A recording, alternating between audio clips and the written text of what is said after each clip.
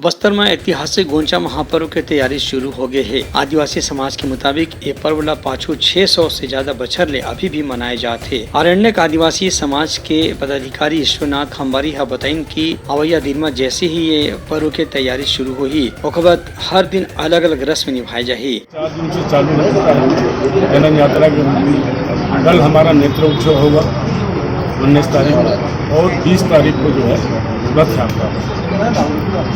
पहली बार हम लोग जो है इस बार सोच रहे हैं कि हम लाइट की व्यवस्था करें तीनों रथ में। क्या अंधेला हो जाता है, भगवान दिखते नहीं है, तो इसलिए तीनों रथ में लाइट की व्यवस्था करें। खास तौर से भुगोंचा पर्व के बिरमा एक रस्म ऐसे भी है जिला तुपकी कहे जाते। मलकांगनी के बीजला बांस के पोंगली में डाल के फोड़ दिए जाते, जेकर ले बहुत बम फूटे सन आवाज आते। आज भी यह तुपकी चलाए के परंपरा चलत है, जिला भगवान ला सलामी दे सन माने जाते। Bureau report, Uttarakhand news.